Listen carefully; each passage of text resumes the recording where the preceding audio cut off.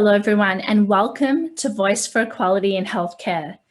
My name is Bianca Phillips. I'm the creator and host of the Voice for Equality series. There are so many people who are working on equality projects who have been lending their voices to this topic for a very long time. There are a lot of experts in this domain, and it's a big field to cover as well. So I decided to really focus in on 3 areas. And this is how I'm hoping that these events will assist in the discussion of equality: communication, multidisciplinary efforts, and empowering people.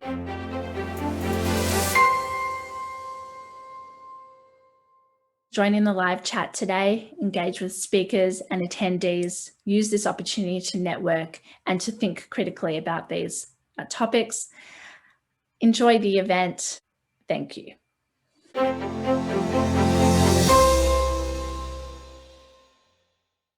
Ciaran Gribbin, a Grammy-nominated songwriter and performer who, in addition to working with world-class artists such as Madonna, U2, Paul McCartney, Snow Patrol, and Al Pacino, has toured the world as the singer of INXS.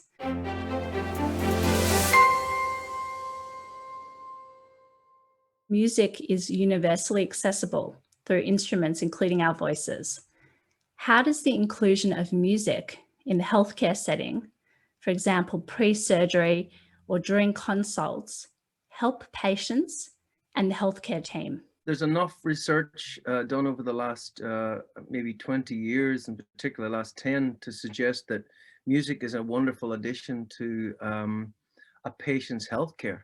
There's been many studies to show that a patient that is using listening to music pre-operation is a lot more relaxed and happy going into the operation, and during the operation, compared to someone who isn't listening to music. It's just everything seems to go better. I've worked recently with music therapists and even talking to neuroscientists, and singing in particular is a wonderful simple tool for lifting emotion and lifting mental health. If you sing, literally you're releasing endorphins in the brain, and before singing, they with CAT scans, they're studying the brain, and you can see literally the brain come alive, and it literally ignites every part of the brain, and the neural pathways from the left to the right are opening up. So with regards to where we're at with COVID and remote working as well, segregation and loneliness is creeping into society, and it's having a massive effect on the mental health of people working in the corporate space, just with isolation.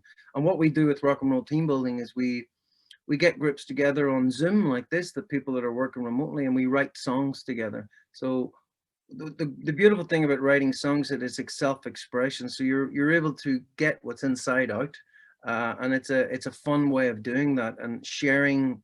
And it's an intimate setting with your work colleagues. So we're finding all across the world now we're working with teams in corporate companies, and it's very much the HR departments are contacting us with regards to the health benefits of the mental health benefits of their employees. So we're getting nothing but 10 out of 10 reviews with regards to what exactly the clients want, and that's lifting the spirits of their teams and the mental health of their teams through songwriting.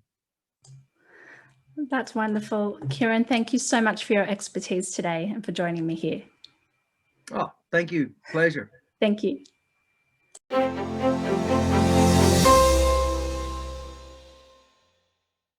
Chelsea Ukoha, attorney and legal epidemiologist. Legal epidemiology is defined as the scientific study of law as a factor in the cause, distribution, and prevention of disease and injury. Can you provide an example of a law that has sought to address healthcare inequalities? And from a legal epidemiology perspective, did the law help to prevent disease and injury?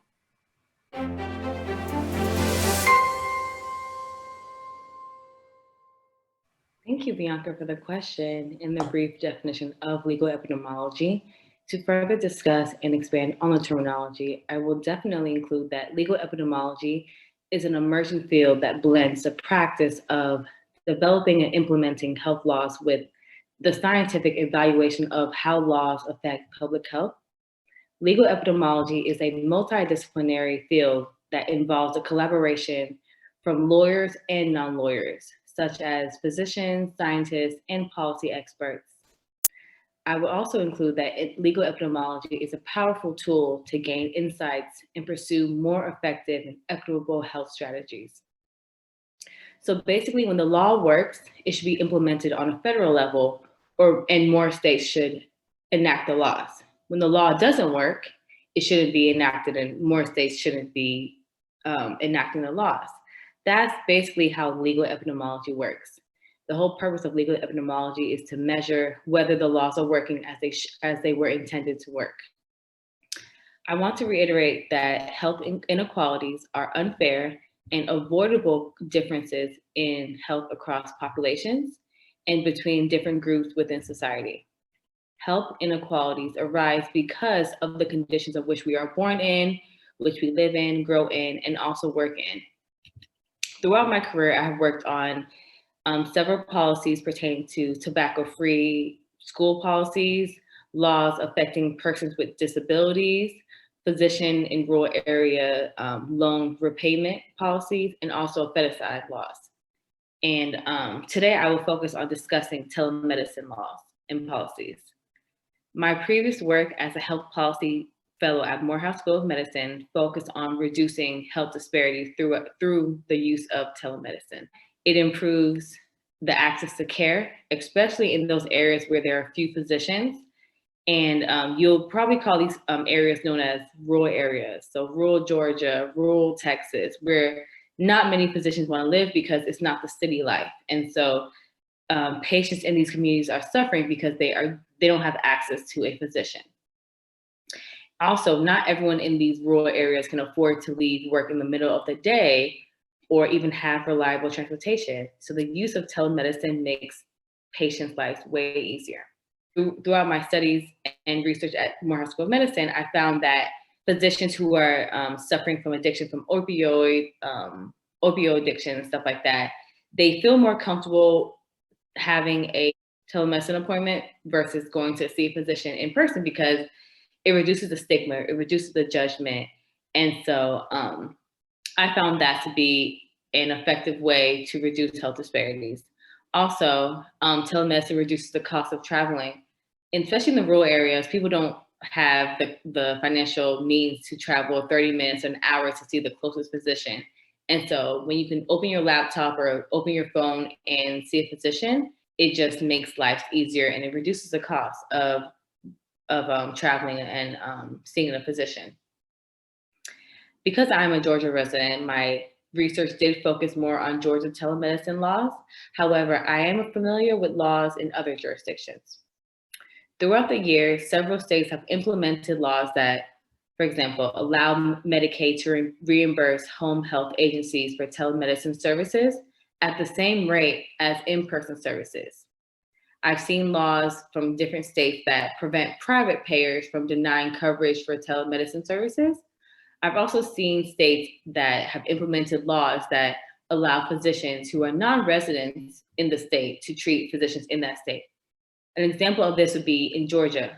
The Georgia legislature enacted the Medical Practice Act in 2019, which basically allowed physicians from New York, Illinois, Chicago, California to basically get a license to practice on patients in Georgia, which then expanded where patients can find their doctors. From a legal epidemiologist perspective, yes, the implementation of telemedicine laws has helped in preventing injury and illness. For example, throughout the pandemic of COVID-19, telemedicine has been used at a higher rate than in the past 5 years. And that's because people were not able to go physically into a doctor's office, a dentist's office to get the care that they needed. And so telemedicine has opened so many avenues and so many opportunities for not only physicians to still practice during the pandemic, but also for patients to get the care that they need throughout the pandemic.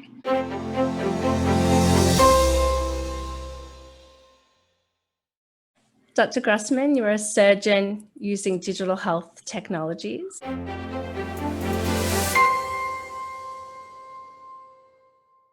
At one of your TED Talks, you spoke of your experience being a medical student working in a health clinic in the Amazon jungle in a town in Venezuela, where there are no doctors.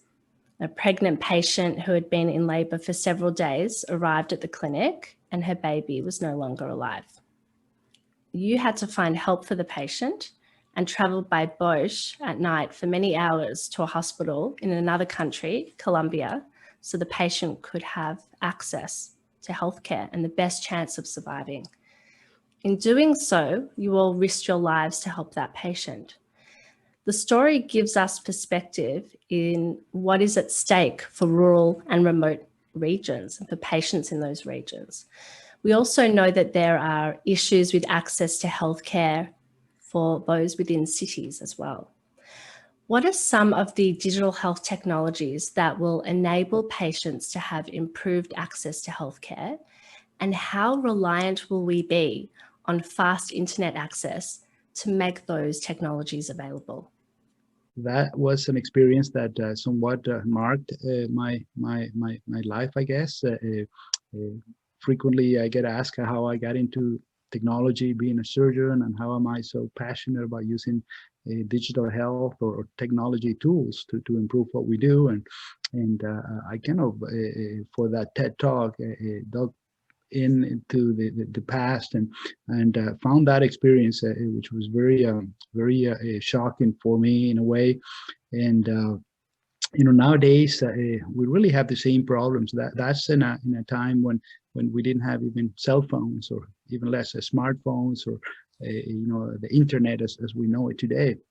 And that lack of communication, the lack of connectivity, the lack of expertise when someone needs it in order to keep someone's health or to save a life, it's still a problem, so many years later. And I think that we have certainly made some progress in regards to technology. Technology develops exponentially, right? And technology like cell phones, and I always show this old mobile phone that from the 70s, and a device like this, which is a supercomputer that we all carry in our pockets, right? And now we have even the capability of connecting by video, or connecting by by even a watch, by voice. And so it's so easy, and these technologies are present, and we still don't use them in the way we need to or we should in order to connect and communicate better and to somewhat level the field in regards to access to healthcare. We know that an old statistic from the Lancet Commission in 2015 calculated that about 5 billion people didn't have access to surgery, to safe and affordable surgery. And 6 years later, today, I don't think it's probably much better. It's probably worse. And we do have the tools. We have internet connectivity to many more people than we used to. And still, there are many areas that lack connectivity, but it's not really so much the lack of infrastructure or the lack of equipment. Sometimes is the lack of will or the lack of inventiveness or innovation in order to use those technologies that we use for many other things for those purposes of accessing healthcare.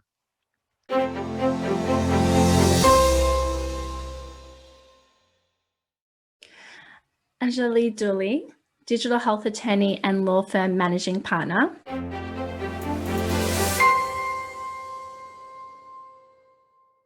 What practical impediments do healthcare providers face in offering care via telemedicine around the country and in suggesting that their patients consider digital health devices such as wearables?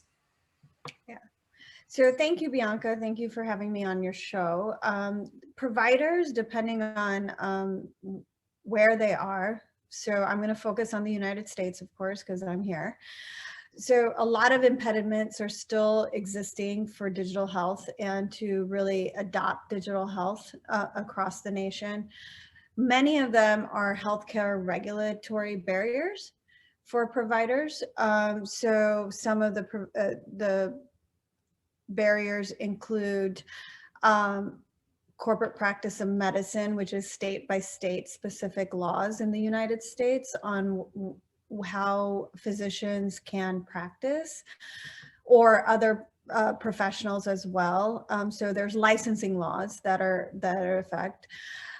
There's obviously data privacy and security. And it also depends on the setting. So where is the patient located, right? So if the patient's located in urban versus rural, there's a lot of issues in getting them the proper digital health tools. So is there a hospital nearby that is partnered with the provider to assist in providing the patient with those tools? There's a financial burden, right? So not only on the provider, who may or may not be independent, but also on the community of where the patient is and on the patient themselves. There's financial barriers to adopting digital health tools. For providers specifically, there's reimbursement issues from the various payers. So our system is, which you're very well aware of, our system is that we don't have one national payer. We have Medicare, which is a payer, then we have for low income, and we have Medicaid, and some states are adopting Medicaid expansion, some are not. So that helps with adopting of digital health tools if we can provide Medicaid expansion to get to that population.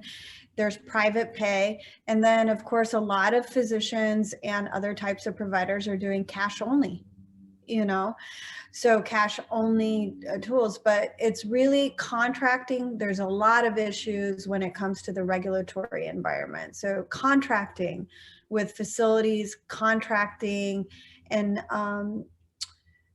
creation of your own practices across the nation to provide digital health care tools is problematic at times. And one thing that I forgot to mention was obviously state by state data privacy and security laws. And obviously there's HIPAA, which is a federal law, but we also have, so HIPAA applies to certain situations, but they don't apply if you're not a covered entity under Medicare and plans. So that being said, you have state by state data privacy and security regulations. You also have FTC, which is the Federal Trade Commission. So how do you get patient acquisition and trying to work with the communications? How do you communicate with that patient from a digital health standpoint? Also, you have the Telephone Consumer Protection Act. So that includes text messages and things like that and digital health tools. How do you monitor all of this? That being said, because of the pandemic, things have become a little bit more, states and providers have adapted to the use of digital health tools. And so that's very, very promising.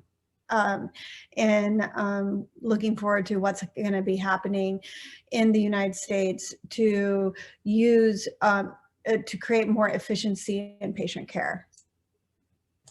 Such an important topic, Anjali. Thank you so much for your expertise today. Thank you. Thank you.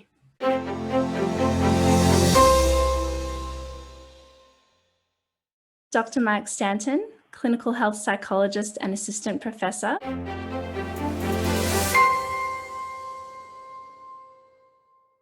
I read a piece in Psychology Today about bias.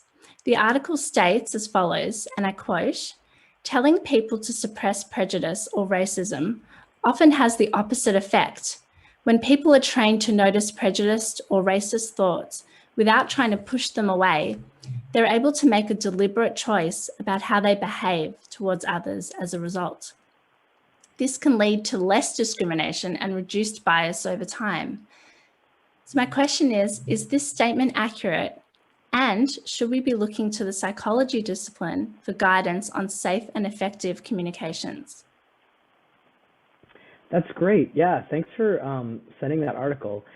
I'll be honest, I wasn't aware of that until you sent that. So that was all, that was new for me, that specific article. Although when I heard about it, it made a lot of sense. And that's because there's been a lot of movement in the larger research, and actually my research specifically too, looking towards acceptance-based treatments. Now what that means is, instead of what we might do in CBT, which is cognitive behavioral therapy, one facet of CBT is what we would call thought stopping. Thought stopping is when we say, I'm going to stop, I'm not going to have this thought anymore, and that conscious thought of stopping it is going to prevent me from having that problem, or that maybe maladaptive or unwanted thought.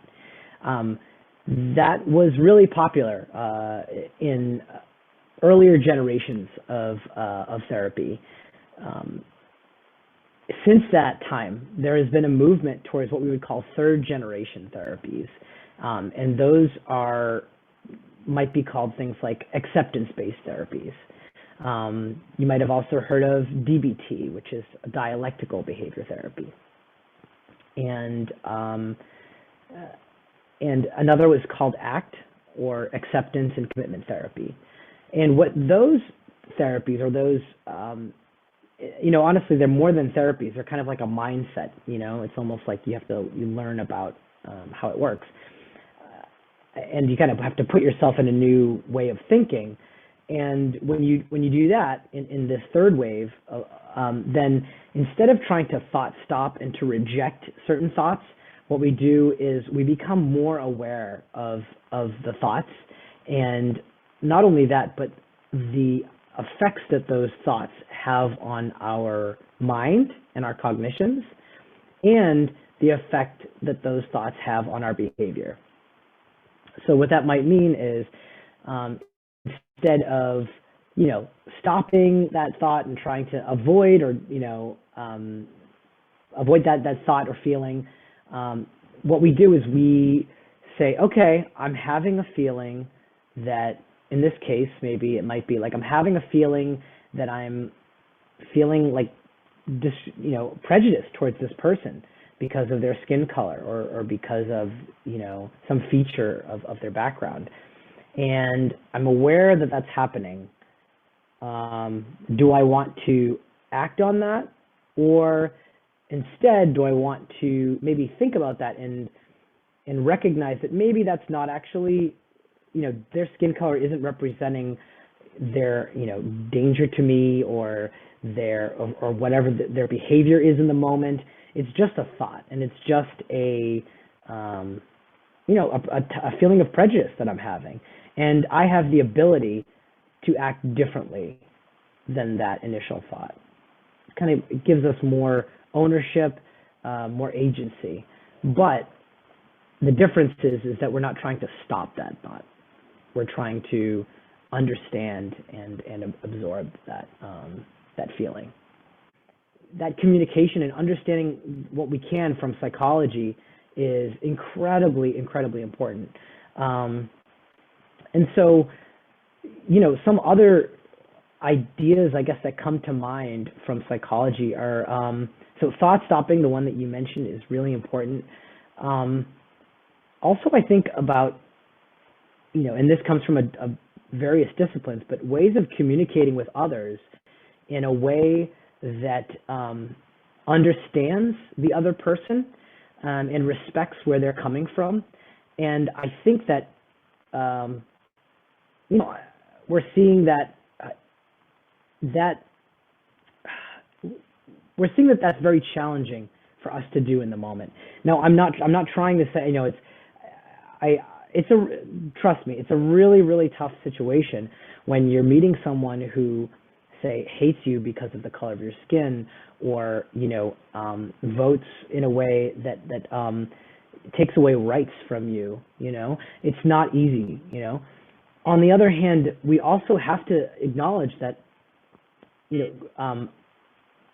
what we've seen in the literature is that communication involves not only expressing your point of view, but also kind of understanding where other people are coming from. And even if you don't agree with them, understanding where they're coming from can actually really help you move forward and find solutions that benefit both of you. You definitely see this, for example, in the negotiation literature, the kind of business psychology literature, but also just in general, like, nonviolent communication, other types of psychology. So that's just another example of how psychology can really, really benefit us in these dialogues about racial justice.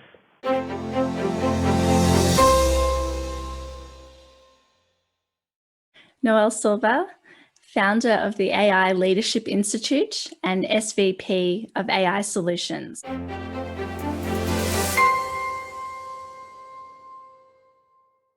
Let's talk about artificial intelligence. There is good that can come from artificial intelligence technologies. And we also hear from people like Elon Musk about challenges and risks. Could you provide an example of an artificial intelligence tech offering some good and providing opportunities to increase access to healthcare, and an example of AI tech or an aspect of the technology that could negatively impact healthcare? Yes, I would love to. One of the things that's interesting about like Elon Musk, actually, there was a whole collection of them, if you remember this time, where Elon Musk came out, and then Bill Gates came out, and Stephen Hawking before his passing came out and said, beware, right, of what you are doing. And I appreciate that, but at the same time, it requires us to be very intentional, right, and very, very introspective about the type of work that we end up using this technology to solve. So many good AI for good, healthcare related stories out there. But one I had an opportunity to work on and be close to was a project called Project Emma. And it was all about how a innovative researcher in Microsoft R&D in Cambridge, UK, was thinking about and actually had met someone with Parkinson's disease and was trying to figure out, like, how do I make this person's life better? And this is almost always how we as technologists start, right? We see a problem. So I got into voice technology and natural language because I have a child with Down syndrome and I have a dad with cognitive issues due to a traumatic brain injury. So that drove me to build solutions for them. But I, as a technologist, actually can't do a great job of serving them because I don't know the vastness of that problem, right? I don't know the vastness of a TBI or traumatic brain injury issue. All I know is I'm like, well, wouldn't it be easier if I just created something that made your life better? But how much bigger and grander that solution can be when we include domain experts, right? That can help solve those problems. So one of the things I really loved about this solution at Project Emma is that they immediately partnered with the medical field to create, it's actually a device that sends signals to the brain, leveraging pattern recognition, similar to how people who stutter when they sing, right? It shifts the pattern of their brain, and when they sing, they don't stutter. They did the same thing to reduce tremors in the arm, and you can look it up, Project Emma. There's just some writing demonstrations to show kind of before and after.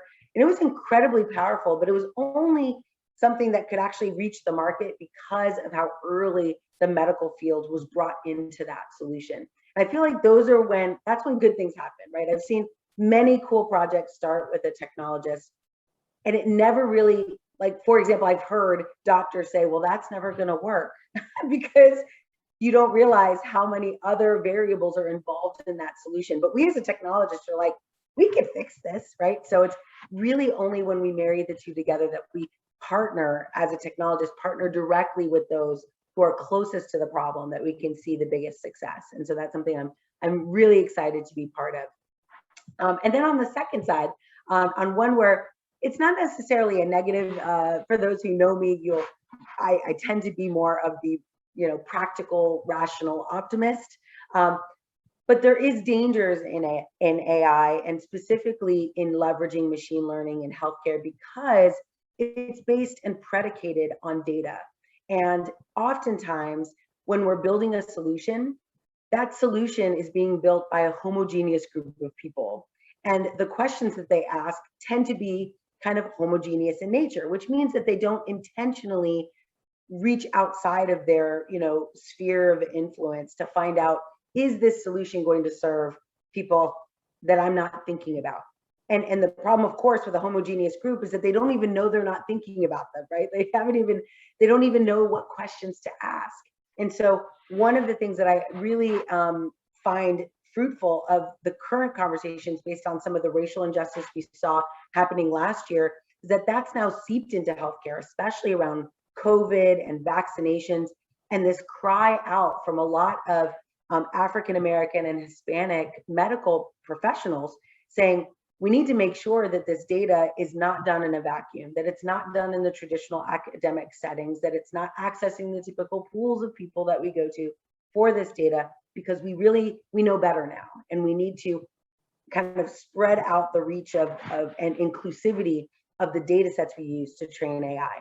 And so we've seen some really poor examples today, even using computer vision to go through radiology examples. I've been part of a really great project that allowed us to accelerate the speed that a radiologist could go through film by using computer vision to bubble up anomalies. Incredible. The problem, though, is that it was not an intentional, we didn't set the very specific intention of making sure that those anomalies weren't due to even basic gender, cultural situations, demographics of any kind. We just kind of took a sample set of a large group of data and used that to train the model. And when we don't set a really strong intention, we end up falling into this trap of having a model that's giving us an answer that we think is true, when really it actually only reflects a very small window into the truth.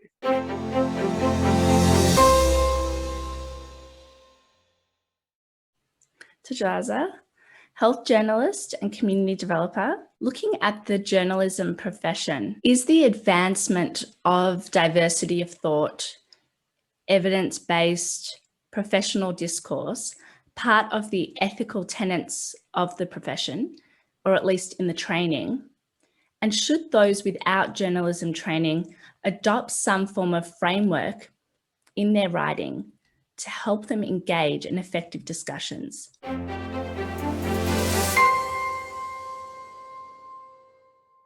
Journalists are watchdogs that, are very mindful about what those in power are doing and are looking at ways how different things, different measures affect the society.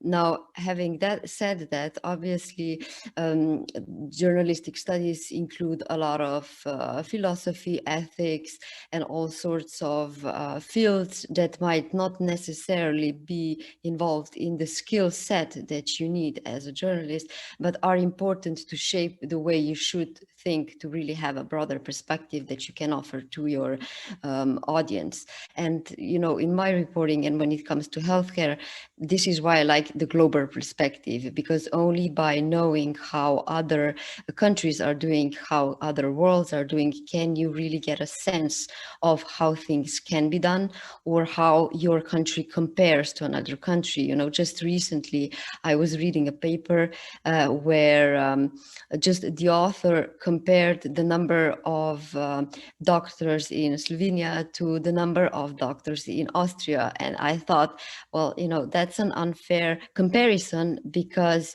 it doesn't really tell you anything. It tells you that Austria has more doctors, but it does not tell you that actually the European average or the OECD average is somewhere in between. So you might very quickly think that the place that you are at is doing super bad just because you constantly deal with the problems that are present in your context. But when you have the broader context about how things are done elsewhere, then your perception might change. And I think that's very interesting. And also, you know, for innovators, when they're thinking about their solution and how it could be applied in different environments, it's just so important to know that that environment is completely different to the environment that they're in. I do believe that with the digital transformation, a lot of good is happening. But if you look the world as a whole, if you look at the less privileged parts of the world, the remote parts of the world where these technologies are not available yet, I think that there is a gap that is happening, that is being increased among the wealthy and the less fortunate, and unfortunately also on people based on their race. So all these things are, I think, are an important part of the public discourse, which is not to say that, you know, when you have a solution and it works for only a specific group, that it doesn't bring a lot of good. It does. It's just that we need to put these things in perspective for the advancement of the society on a broader level.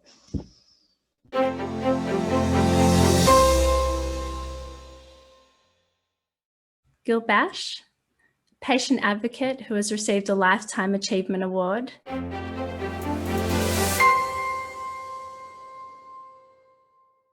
How do we encourage professional, respectful, and accurate communications around topics like racism and inequality, where the impact of the message could intentionally or otherwise help or hinder the cause?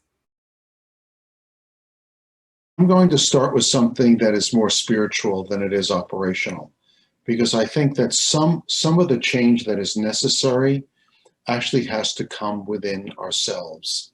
And it is a different perspective, I would ask all of your viewers, your listeners, on your wonderful programs you're teaching. You know, you're really a global thought leader in your own right. And also congratulations to you for being named amongst the top 50 health influencers. It was a privilege to see your name on that list. So I'm going to recommend to everybody who's partaking in this program to consider a radical approach. Look for the good in other people. Look for the dot of good in another person. Start there. Part of bias or racism starts with fear and making the other person the, in fact, other. I don't see good in them. The moment you see good in another person, you see them differently. They're not the same person you saw a few moments before. In every person I meet, regardless of their background or their political leanings, I say to myself, let me find what I admire in them, what is good in them, and let me start from there. It's easy to bring people together when you realize that people are inherently good. So I'm going to start there. But I also want to be practical and operational for a moment. What you talked about is the need for radical change and now. And that means actually looking at our health systems and recognizing that the whole infrastructure actually may in fact be broken, but it's fixable. So I just want to start with a few things to consider. Policies, places, and people. Policies. We need to attack this from a public policy standpoint and a public health standpoint. There's no getting around it. Policy sets people and machines and budgets in motion. You cannot just rely on good intent to get this done. We need people to rally around each other and push for public health policies that seek to create greater health equity. That's one. Two, I mentioned places. It's hard to believe that sometimes health or health equity starts with a place. And I want to give an example.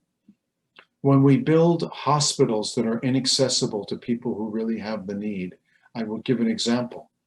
A hospital that's built in one area of a town where the people who need the health care the most are on the other side of town with a highway separating them from the hospital. How do they get across the highway to the hospital if they don't have a car, if they need to take a taxi cab that doesn't want to come to that neighborhood? All of that creates health disparities and death. So places have to be revisited. There are organizations championing that effort right now. For instance, the International Well Building Institute is actually moving to a healthy certification for buildings. We think of buildings being certified for safety. We don't think of buildings being certified for health. And that even includes the vision that when we build a shopping mall and you have a food court in that shopping mall, have we thought about the food in the food court? No. What percentage of food is healthy food choices in a mall, in a shopping mall's food court? So we need to think about how we even construct places, where we construct places, where we construct factories. There's what's called redlining. Redlining is a form of racism. We actually push certain populations to live in certain areas of a town. When we push them into that area of town where there are no facilities, no supermarkets, no healthy foods, no medical facilities, we're actually perpetuating the cycle of illness today based on policies that we have not yet set. The third element is people. We have to actually do what you're doing, Bianca Rose. We have to have courage and actually begin to talk about racism. So I would say 3 things that I would encourage us all to do: set policies, look at what we're doing in terms of places, and actually begin to embrace each other as people who have needs. One thing that's passionate to you that I do want to touch on, though, very quickly, is digital health. Digital health can be a connector, but it can also widen the gap. The fact of the matter is that some people are more comfortable using smart technologies than others. We have to make broadband Wi-Fi accessible to all people. In some nations, perhaps in Australia, it is available. In this nation, you've got to pay for it. Think about it. In your home, I'm speaking to you on a hardwired Wi-Fi connection. I can afford that. I'm very grateful. Others can't. So I would say for you as an advocate of digital health and law, advocate for all people having access to Wi-Fi. That will help as well. Gil, Bashe, thank you so much for joining me. It is an honor. It's a pleasure. I look forward to speaking with you more often.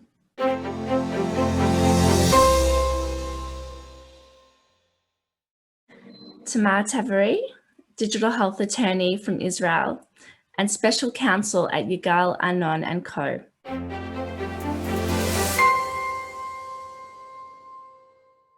Tamar, you recently published research with an OBGYN, Dr. Itamar Netzer, called Innovation and Women's Health, Cultural, Medical and Legal Perspectives. Could you please tell us what the femtech industry is? And could you share a little bit about the social stance and ethical business code that you have provided at the conclusion of the article, which I think highlights some very interesting points of discussion and reflection for the healthcare industry? Thank you, Bianca. Thanks for having me here. Dr. Netzer and me, we researched the femtech industry from different perspectives: regulatory, cultural, medical. And when you say femtech, it's a term coined by Ida Tin, who's the CEO of Clue, a menstrual application. And it actually means feminine technologies. It stands for medical or wellness technologies that are aimed at women's health needs.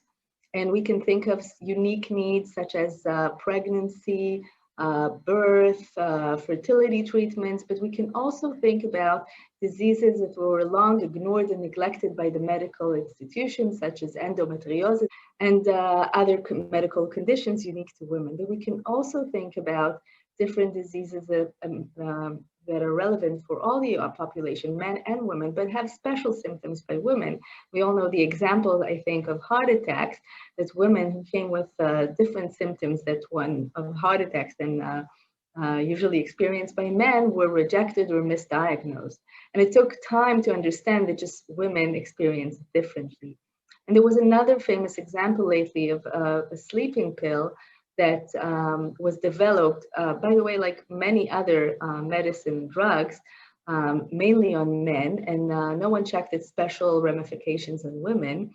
And they found out retroactively that women suffered from drowsiness for longer hours than men because the drug just broke down slower in their liver. So they were prone for drowsiness, even for car accidents, until they actually held it and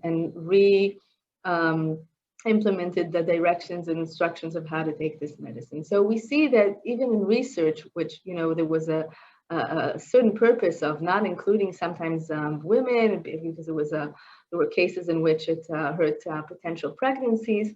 But even when the purpose was good, the exclusion of women from the medical research actually result in harm. So the femtech industry actually approaches the medical institution or approaches the medical scene and digital health scene and is trying to develop new solutions to very common and old days problems. And I think what's special about this industry is really that it needs to battle taboo and stigmas and areas that people are embarrassed, women and men are embarrassed to talk about certain problems, especially in certain cultures. Certain women have to fight not only gender bias in medicine, but bias on the grounds of race or being a minority, or even just belonging to a social economic status that limits them in their access to healthcare services. So the femtech industry has great awareness, I think, to these disparities, and it tries to better develop solutions to those special needs. And you can see breastfeeding solutions and all sorts of medical devices that have to do with pregnancy. And also, as I mentioned before, it aims to include more women in the research and the general development of the medical field. So when we approach it and we're thinking of the different issues that concerned us, I was surprised to find out that along with the success of the company and its financial profit, naturally, the CEOs and the entrepreneurs of those companies really, I felt, cared for their patients in a more broad manner. They were looking at women's rights and women's education and health needs and really a broad perspective. And when we were talking to them on different issues that we were concerned about, privacy, medical validity, we found a lot of mutual concern and a willingness to work things together. So we came up with this ethical code that is really more of a suggestion that I think people can look and decide what to take from it and what not. And this ethical code suggests a couple of main principles. It aims at first at the issue of data, because we know data is the new gold and everybody is mining for more and more data, but especially in the women's health field, it's a very sensitive and intimate data, and women can be exposed to shame or social shame or even financial damage because of it. And this is why most of the first part of the ethical code actually concerns how to keep the data private, how to make sure you anonymize everything. And when I say anonymize, I mean not to be able to retrieve the identity of a patient in any way, and to collect only what is medically valid and has a medical rationale. And this is, I would say, the first pillar. The second has to do with education and disparity, and really look, when you develop a digital health solution that aims at women's health needs, think what barriers women need to cross to access this product, whether it's women with disabilities or women from different population, or as I said before, women who need to handle double bias of gender and race and other factors. So The idea is to rethink and redesign, if necessary, the product so they will include really the different diverse women. And the other pillar is a pillar of, I think the most important one for me is patient empowerment. Patient empowerment means not just putting the patient in the center, but really helping the patient to be part of the process. I said helping, but it aims to the purpose that the patient won't need that help, but the product itself will voice its concern. We know that many times women and the women's needs and that discourse between women and as patients in the medical institution, they take the lower hand. And there is something about thinking, how can you empower the patient, the woman who uses the product, and how can you make her improve her health, improve her access to healthcare, improve her results, her satisfaction with the development of the product. And the last thing we talk about is really AI, which we believe is the infrastructure for the new medical, new digital health solutions. And as we know now, algorithms are as biased as the people who made them, and many times algorithms can copy flaws and discrimination that is embedded in the medical data. And it is really important to make sure that the algorithm doesn't copy it and continues the discrimination to the new product. So these are the main stones, or the cornerstones of what we thought. We also thought that this could be a good idea to examine its adoption for digital health in general. And in that way, it won't serve only women's health needs, but in general, the general population. And for the last sentence, I'll just mention that I think what's special about this thought is that nowadays when patients go to doctors, they have very special relationships with them. They have trust, they have confidentiality. And what we aim for is to take these components and to combine them and embed them in the digital health world, and specifically when we talk about women and women health needs. And I think it's not a coincidence that we women talk about relationships, right? So we want to make even this digital health world based on relationship of trust and confidentiality. Tamar, that was such an interesting discussion. Thank you very much. Where can we gain access to the suggested framework? We published it as an article. I'm happy to provide the link in the chat, and happy to answer any questions from whoever wants to read it and look into it. Tamar, thank you very much again for your expertise today and for being here on the show. Thank you, Bianca. Thank you.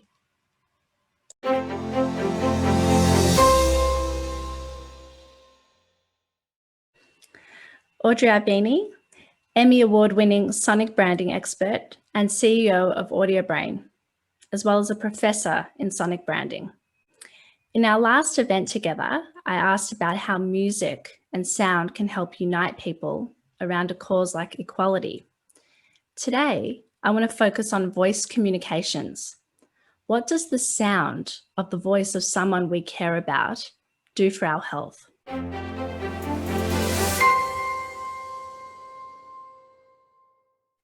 Thank you, Bianca, for having me. This is a wonderful topic. You know, when we started thinking about equality, it really expanded our minds as to all the different avenues that we need to address. So today we're going to talk about voice and sound and what it does to someone that we really, really care about. Voice is such a phenomenal sense. It's housed very deeply in the brain. It resonates on a very deep level. It heightens the other senses, and it enables people to, it promotes wellness, health, and healing. But it's critically important that we understand that we need to use that sound to help make people well, to help make people feel better, to help people who may be in need, like people with PTSD or autism, people that are elderly, people that are alone, and all of those things know no boundaries. One thing that I found that, you can look this up and you'll find 100 studies, but this is critically important, especially towards the elderly. But Northwestern Medicine and Hines VA Hospital did a study that shows that the voices of loved ones telling patients familiar stories stored in their long-term memory can help awaken their unconscious brain and a speedy recovery from a coma. And this was a very big study. You will think that somebody can't hear you because they can't speak or their eyes are closed, but they can. And it is also true with people that have had a head trauma injury or anything where sound, the sound of a voice, or even sometimes a voice that even the patient may not be able to understand, but the voice is familiar to them.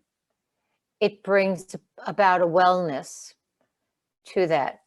And I think that, what a lot of people in the same study, what they did was while they were playing these recordings of the voices when the family wasn't there,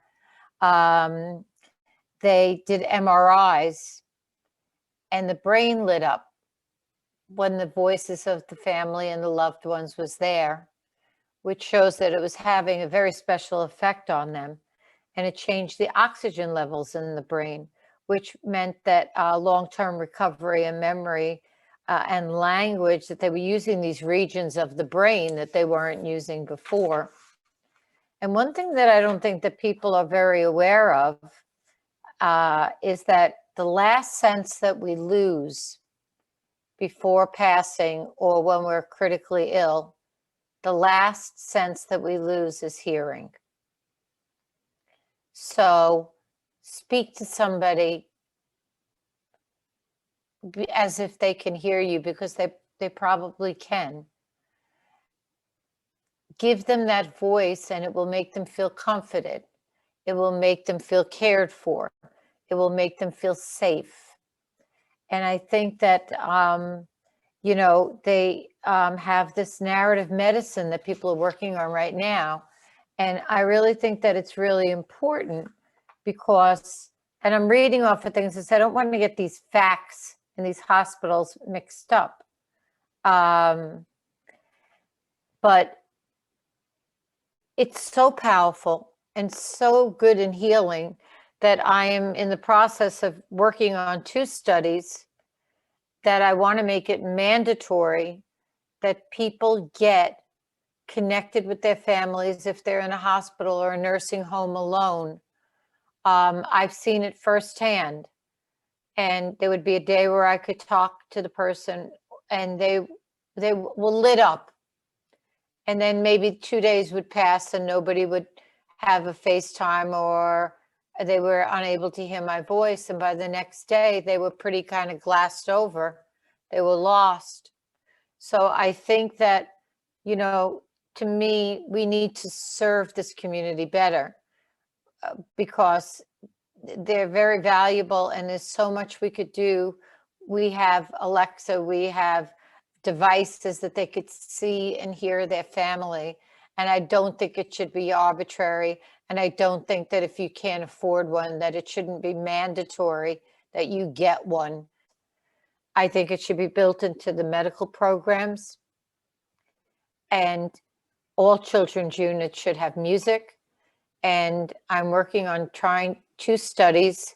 And that's what I have to say. It is so important for people to hear people that they love and people that care about them on a regular basis. Will promote health and wellness, and it should not be deprived from anyone who can't afford it or anybody who doesn't have a family. It should be part of medical standards, and I'm going to push for that in the next year.